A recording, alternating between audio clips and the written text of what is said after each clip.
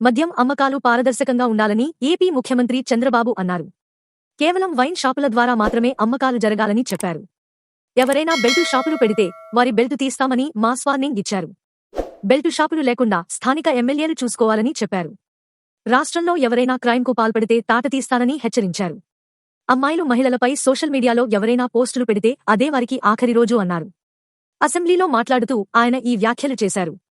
4 దశాబ్దాలుగా ప్రజలు తనను ఆదరించారని, ఎక్కువసార్లు ప్రజలు తనను సీఎం చేశారని చెప్పారు.